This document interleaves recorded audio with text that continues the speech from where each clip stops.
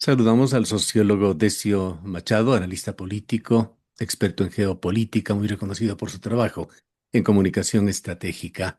Quisiéramos el día de hoy, Decio, analizar una vez más la situación de Ecuador, un país gobernado en clave de conflicto armado interno permanente, con la seguridad convertida en eje transversal y casi exclusivo de la acción estatal, con una creciente externalización de esa seguridad hacia potencias aliadas, como si no hubiese sido suficiente en esta semana que terminamos ya el estado de excepción, motivado además por una grave conmoción interna.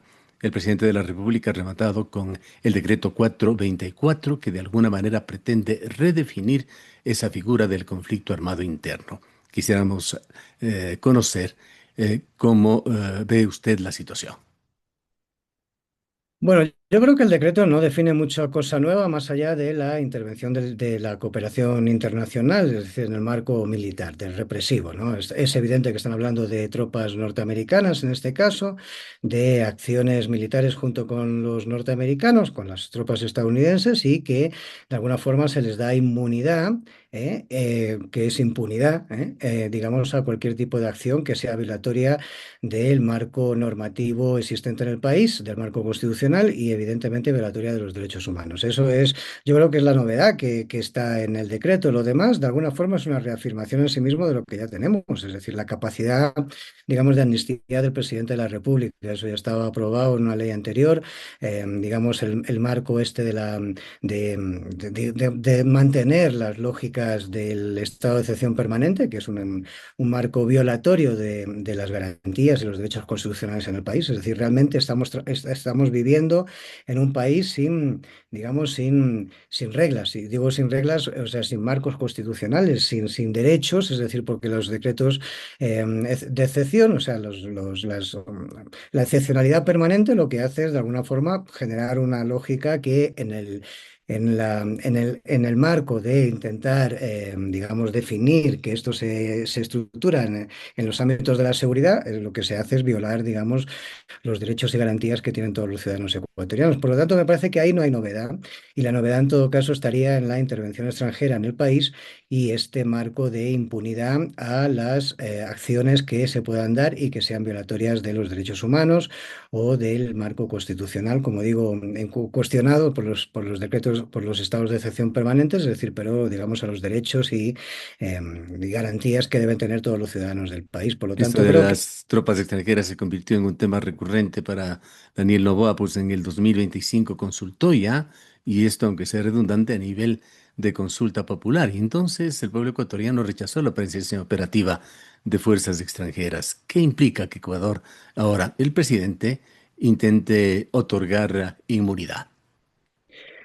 Bueno, yo creo que de alguna forma lo que asistimos es a un marco, digamos, propagandístico. Y lo digo así de claro, quiero decir, con independencia de que actúen tropas extranjeras o no, que efectivamente ya hubo un posicionamiento del pueblo ecuatoriano el 16 de noviembre del año pasado, pero con independencia de eso me parece que esto responde más bien a otra dinámica y tiene que ver con la caída de popularidad del presidente de la República. Digo esto porque en todos los indicadores, en todas las encuestas serias que tiene el país, es decir, se está viendo esa caída de popularidad y, digamos, este tipo de acciones suelen responder siempre a eso. Hay la inquietud fundamental, el problema fundamental que tienen que detectan los ecuatorianos, es decir, es el tema de la seguridad. Evidentemente, la gente se siente insegura, siente miedo, cree que el combate contra la delincuencia es, digamos, el principal problema que tenemos, o sea, la delincuencia, ¿no? La inseguridad es el principal problema que tenemos y en ese sentido me parece que ese decreto responde más a intentar nuevamente volver a hacer carga montón en esta lógica que es la que define el presidente de la República, ¿no? O sea, lo que define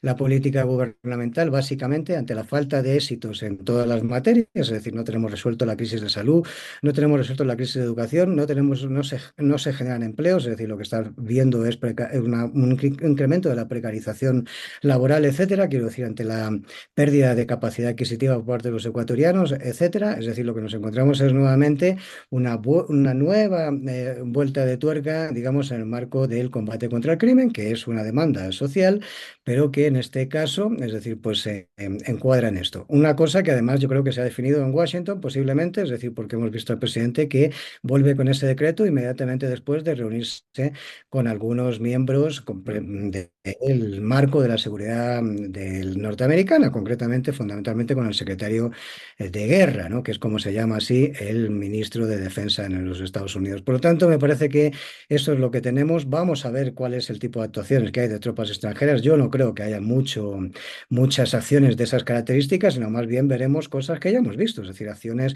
de bombardeo en la frontera, cosas de esas características. No creo que tengamos tropas militares norteamericanas de a pie, interviniendo, digamos, en fuego cruzado y cosas de ese tipo, sino más bien tendremos una repetición de lo que ya hemos visto y en todo caso posiblemente lo que estemos asistiendo es una operación propagandística para intentar levantar la imagen del presidente que en este momento, digamos, está en franco deterioro, ¿Cómo Gustavo. están las cifras respecto a Novoa? Credibilidad, popularidad, ¿cómo le ve el pueblo ecuatoriano? Bueno, yo creo que las encuestas más serias, evidentemente varían según la fuente, pero las encuestas más serias estarían indicando que el presidente está quizás algo por debajo del 35%. Podemos estar entre el 32 y el 34, 35% aproximadamente en materia de aprobación de gestión, o sea, aprobación de su gestión de gobierno. Otra cosa es, evidentemente, o sea, hay muchos elementos que inciden en la imagen presidencial, pero concretamente lo que es la aprobación de lo que es su mandato, de lo que es la gestión de la política pública, el presidente se encuentra más o menos en esos números. Sería el promedio que podríamos sacar de las encuestas más serias. Digo porque hay otras que evidentemente también actúan en el marco de la propaganda y que evidentemente están financiadas por el gobierno e intentan posicionarlo pues un poquito mejor con la finalidad de, digamos, mejorar esa imagen pública de cara a los medios de comunicación. Este decreto, el 424, intenta consolidar un marco permanente para el gobierno en esta figura del conflicto armado interno. Claro, pues sí, yo creo que lo que estamos asistiendo es un problema serio, es decir, porque lo que hay, la política del gobierno es una política de guerra. ¿Sí? Es decir, o sea, no hay otra, es decir, no hay otra política, no hay política social, como digo, no hay, o sea, hay un deterioro permanente de los servicios sociales, de los servicios públicos y concretamente de algunos que son fundamentales y esenciales, estratégicos, como puede ser el de salud y otros, y por lo tanto, digamos, el gobierno se enmarca estrictamente en una lógica de política de seguridad. Esa política de seguridad se limita a, digamos, un eje que tiene que ver con el tema represivo. Cuando digo represivo me refiero al combate contra el crimen desde los aparatos de seguridad del Estado. Esto significa que tampoco existen políticas de prevención, que tampoco existen políticas, digamos, de sociales, es decir, que abarquen lógicas donde en los espacios o los segmentos o los territorios en los que de alguna forma el crimen organizado estructura, saca, o sea, lo que son sus operativos, es decir, la gente más pobre, los jóvenes, es decir, que no encuentran empleo, etcétera, no hay soluciones para eso. Por lo tanto, digamos ahí, que es donde de alguna forma se extrae el ejército irregular, por llamarlo de alguna forma, es decir, de los grupos armados, de los GDOs, de las bandas criminales, es decir, sigue sin atención. Por lo tanto, el combate se limita a operaciones tácticas de carácter de intervención policial y militar, de lo que es el Es bloque lo que quiere el de... gobierno, que la seguridad siga siendo Claro, ese eje articulador de las políticas públicas. claro, pero el problema de esto es que eso viene acompañado con otras dinámicas que tiene que ver con una legislación que cada vez se enmarca más en eso. Por lo tanto, lo que hay es violación de los derechos de intimidad de la gente, es decir, lo que hay es cada vez más tecnología, digamos, destinada a interceptar comunicaciones que se supone, ¿no? Correos electrónicos, comunicación a través de chats telefónicos, etcétera. Quiero decir, y cada vez lo que hay es menos cobertura o menos lógicas, digamos, de garantías en ese marco. Es decir, decir, que lo pueden hacer sin necesidad de que exista un expediente de investigación, lo pueden hacer sin la aprobación de un juez, etcétera. Por lo tanto, me parece que estamos asistiendo, digamos, a la pérdida de los derechos y garantías de la ciudadanía ecuatoriana, y esto tiene que ver con esta lógica que se impuso a partir de enero de 2024, cuando se declaró la guerra interna. El gobierno nada en esa lógica es la que le permite permanentemente, digamos, adquirir más poderes al Ejecutivo y sobreponer los poderes del Ejecutivo sobre los otros poderes, digamos, del Estado, y por lo tanto, una vez más, eso es violatorio de las lógicas que rigen cualquier democracia moderna, Gustavo. Y esto es lo que estamos asistiendo aquí. Estamos asistiendo a una involución del sistema democrático, que cada vez es menos democrático y cada vez asume, digamos, lógicas más autocráticas, y esto evidentemente es un problema, digamos, para todos, y está siendo ya denunciado en varios informes de diferentes agencias de Naciones Unidas esta circunstancia que estamos viviendo en este momento. Se intenta convertir, por otra parte, a Ecuador en un laboratorio regional dentro de ese experimento disforme hasta ahora del escudo de las Américas. Sí, y además esto posiblemente se agrave, digamos, en los próximos meses, si es que se confirma el resultado electoral que se ha planteado en el Perú, es decir, que parece que ya de alguna forma se consolida la victoria de Keiko Fujimori, que también viene con una visión seguritista, y en el caso hipotético de que este domingo haya, digamos, una victoria de las Priellas, es decir, del candidato, digamos, alternativo, ¿no? Es decir, que ha quedado en esta segunda vuelta, en esta balotage que tendrá lugar el domingo. Si eso se da, es decir, lo que vamos a tener es una lógica de esas características en todo lo que geopolíticamente se llama el corredor o el eje andino-pacífico, es decir, porque son políticas de seguridad nacional que van a ser coincidentes en estas lógicas de intervencionismo permanente, de estados de excepción permanente, de pérdidas de derechos y garantías por parte de la ciudadanía, en el marco digamos, de este eslogan que viene a ser la lucha contra, digamos, las bandas criminales o las bandas de los grupos de delincuencia organizada. Y digo esto porque digo eslogan porque al final lo que estamos viendo es que los indicadores, o sea, lo que es la data, viene a demostrar de que hay muy poco éxito también en ese tipo de intervención. Es decir, que la intervención contra el crimen organizado, limitada estrictamente a lo que son operativos militares o policiales, evidentemente no tiene éxito, no tuvo éxito en Colombia en los años 90, no tiene éxito, no tuvo éxito a mediados de la primera década del 2000 en México, y no lo está teniendo en el Ecuador en este caso.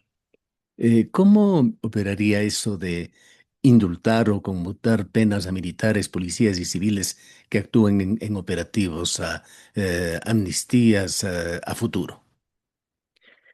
Bueno, pues eso es un tema tremendamente complejo. Digo, bueno, complejo por ser amable con el término, porque esto lo que les da es impunidad para la acción, digamos, represiva del Estado. Y digo, y cuando hablo de acción represiva del Estado, quiero que se entienda bien esto. Este país tiene ahora mismo contabilizados unos 46, si no me equivoco, falsos positivos. Gente que, es decir, que están en los expedientes de las organizaciones que defienden los derechos humanos, son expedientes que están siendo analizados por Amnistía Internacional, que han sido denunciados por el Comité de Derechos Humanos del Ecuador, de Guayaquil concretamente. Es decir, estamos viendo que hay excesos en eso.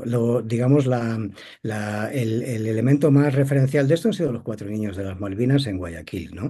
Estos 4 adolescentes, ¿no? Menores de edad, ¿no? Es decir, que fueron, digamos, tal. Y lo que nos podemos encontrar es que el presidente de la República, que no ha manifestado en ningún momento ninguna sensibilidad sobre ese asunto, no ha manifestado ninguna solidaridad con los padres de los niños asesinados, no ha dicho nada públicamente sobre esto, termine, digamos, amnistiando a los militares implicados en este asunto. Es decir, por lo tanto, claro, lo que esto significa, lo que es el mensaje, digamos, para los cuerpos de seguridad de que pueden disparar, es decir, siempre y cuando consideren oportuno, sin necesidad de, digamos, hacer ninguna lógica de antemano, es decir, de intentar ver si de alguna forma están disparando sobre un objetivo militar, es decir, y evidentemente asesinar a 4 menores de edad, es decir, no tiene nada que ver con el combate contra el crimen, sino con los excesos que tienen este tipo de políticas. Estamos hablando de que se pone a actuar en materia de seguridad interna a cuerpos de seguridad del Estado que no tienen que ver con eso, sino que más bien lo que se han destacado, su especialidad es la defensa de fronteras. Las fronteras ecuatorianas están muy mal defendidas, tanto la del Perú como la de Colombia, más allá de la propaganda gubernamental y lo que están operando son o sea, militares, cuerpos de seguridad que no tienen, digamos, formación en materia de derechos humanos, es decir, y de, digamos, intervenir dentro de lo que es el marco normativo, ¿no? ¿Cómo afecta a otras actividades del país el hecho de que Ecuador esté transitando permanentemente hacia un modelo donde la excepcionalidad se ha vuelto regla? Esto lamentablemente empieza a ser una lógica, digamos, cada vez más amplia. Es decir, la militarización de la seguridad del Estado interna, la seguridad interna, es un elemento que se viene desarrollando desde hace algunos años ya, o sea, aproximadamente unos 20 años, es decir, en América Latina cada vez de una forma más preocupante. Digo esto porque esto empezó en Centroamérica, países como Guatemala, Honduras, etcétera, y esto se ha ido extendiendo a lo largo de los países de Sudamérica, es decir, y cada vez tenemos más lógicas de ese tipo. En todos los informes que tienen que ver con Naciones Unidas, es decir, con organizaciones, con espacios, con foros, es decir, que debaten en los derechos humanos, etcétera, esto está planteado como una alerta, que esto es el no deber ser. En todo caso, claro, ante el tema de la seguridad hay una demanda ciudadana, es decir, que exige seguridad al Estado y por lo tanto este tipo de lógicas no son de alguna forma cuestionadas por parte de la ciudadanía, pero a la larga esto significa un problema, porque al final los militares terminan interviniendo, digamos, en muchas más cosas de lo que es estrictamente los checkpoints que hacen para controlar armas o cosas de esas características en las calles o carreteras, empiezan a intervenir o a tener incidencia en otras cosas, en la propia política del Estado. Hoy hay mucha gente que manifiesta que el principal soporte del presidente de la República en este momento, no, que carece de alianzas con organizaciones políticas, con sectores sociales, es decir, con gremios productivos, etcétera, es fundamentalmente la estructura del ejército. Un presidente que se sostiene sobre la estructura del ejército no es precisamente un presidente, digamos, de talante democrático, ¿no? A pesar de todo, en Ecuador las cosas no cambian, las economías criminales siguen controlando puertos, corredores logísticos, barrios enteros. La pregunta es, ¿hasta cuándo? Mira, algunos pensamos que, o sea, yo creo que la historia nos demuestra de alguna forma de que donde el Estado no está, está otro tipo de poderes. Y en este caso lo que se está imponiendo, básicamente, no solamente en el Ecuador, yo creo que eso ha pasado ya en otros momentos, en otros países y sigue extendiéndose porque el crimen organizado es una, digamos, es una dinámica que cada vez tiene, digamos, mayor penetración, no solamente en el Ecuador, sino en otros espacios, o sea, en otros países, etcétera, en Bolivia, en Brasil, en Colombia, evidentemente, en Perú, etcétera, que estamos viendo esto permanentemente en el propio Chile, ¿eh? Y lo que estamos viendo es una mimetización entre la intervención de estos tipos de grupos y los propios aparatos del Estado. Va a haber una incidencia muy fuerte, es de prever, es decir, de dinero ilícito, en la campaña electoral que se nos viene, las seccionales. Esto significará que va a haber, digamos, una capacidad de penetración del narcotráfico en estructuras de gobiernos locales, etcétera. Eso ya está sucediendo, ¿no?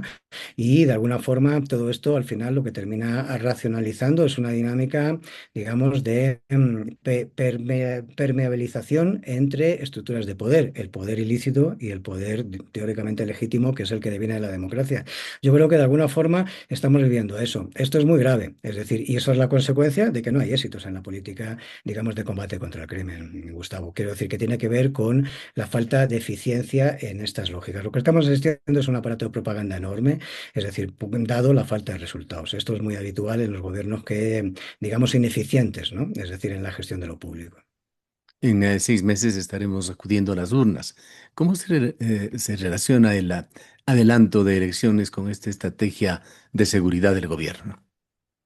Yo creo que el adelanto de elecciones respondía básicamente, digamos, a la pérdida de popularidad del presidente. Esto es una caída, es una curva que va cayendo. Yo creo que el presidente intentó adelantar esto con la finalidad, o sea, la lógica estratégica de esto, porque no se entiende de otra manera, sería en todo caso adelantarlo unos meses con la finalidad de que la caída de popularidad sea menor de la previsible en el año que viene. Y sobre todo porque hay algunas acciones que las está exigiendo el Fondo Monetario Internacional que tienen que ver con la agenda fondo monetarista que pretende, digamos, acelerar la política, digamos, de lucha por el equilibrio del déficit fiscal. ¿Esto qué significa? Significa cobrar más impuestos, es decir, significa agravar, ¿no? Digamos, las economías de las familias ecuatorianas, etcétera, y por lo tanto y evidentemente también significa que no haya, digamos, inversiones de lo público en materia de proyectos de inversión, de obra pública y evidentemente de servicios sociales, de elevar la calidad de los servicios sociales que cada vez, como hemos dicho, está cada vez más deteriorados. Por lo tanto, me parece que lo que se ha adelantado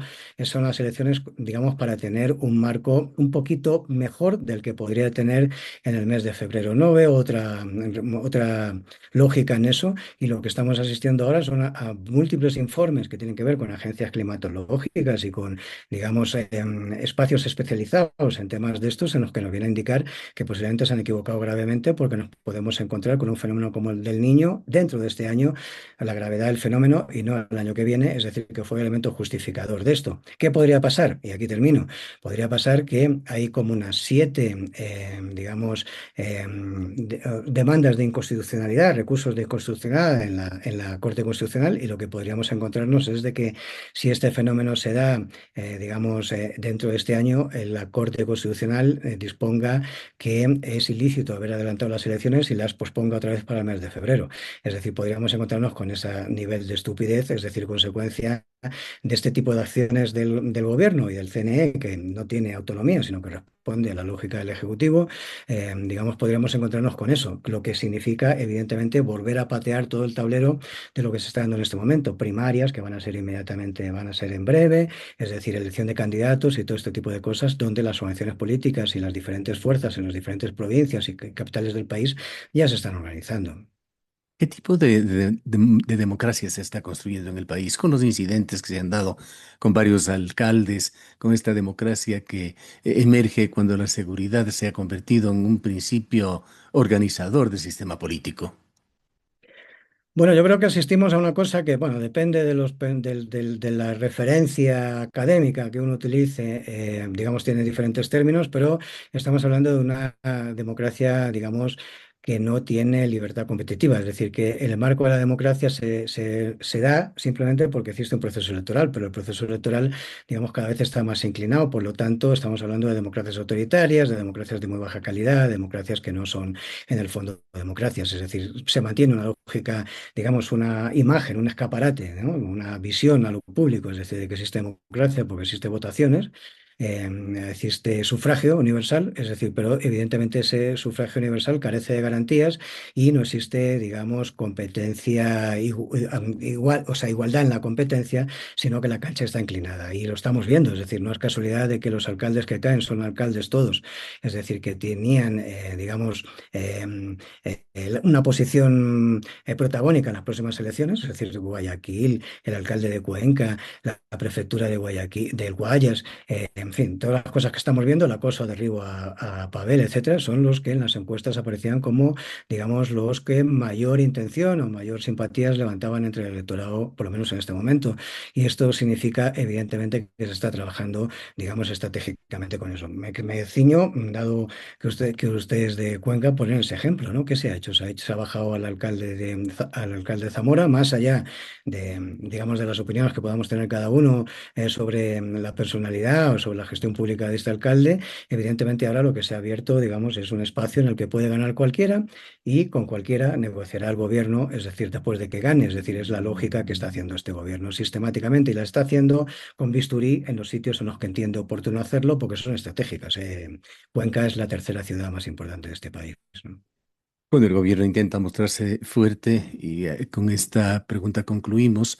¿Cómo ha afectado a la imagen del gobierno la muerte de Mónica Silva, lo que se dijo oficialmente, el asesinato también de la fiscal en Manta, encargada de investigar estructuras criminales? ¿Cómo afecta al gobierno en sus puntos neurálgicos estos temas de la credibilidad y sus políticas de comunicación? Yo creo que afecta más fuera que dentro, fíjate lo que te digo, Gustavo, porque al final dentro estamos acostumbrados a que haya muertos todos los días, ¿no? Es decir, más allá de quién es la Mónica Silva. Creo que fuera, esto a medio plazo sí va a tener, digamos, un impacto negativo para el gobierno y es que Estamos hablando de una, digamos, de una ciudadana extranjera, es decir, más allá que estuviese afincado aquí, que tuviese una familia aquí, que llevase muchos años viviendo en el país, es una ciudadana europea. Digamos, hay ahora mismo una comisión de investigación, más allá de lo que se está haciendo en el interior. Esto está en el Parlamento Europeo, es decir, se están dando, digamos, hay sectores o segmentos en Europa y a nivel internacional que están denunciando, es decir, lo que está sucediendo aquí. Sabemos que es un asesinato, sabemos que ahora sabemos desde el día de hoy que es un asesinato comprobado en función de las investigaciones forenses, más allá de que el propio ministro del Interior dijese que esto había sido un suicidio o que apuntaba a un suicidio, etcétera, y estas cosas evidentemente pasan factura porque los países europeos en este tipo de cosas son sensibles y por lo tanto, digamos, va a haber una pérdida de credibilidad a nivel internacional del gobierno que a la larga tendrá un impacto en la política interna del país, ¿no? Bien, muchísimas gracias por habernos acompañado, Decio. Gracias a ustedes por la invitación. Un saludo, Gustavo. Escuchado al sociólogo Decio Machado, analista, experto en geopolítica. Él realiza importantes trabajos en comunicación estratégica y estudios de coyuntura latinoamericana.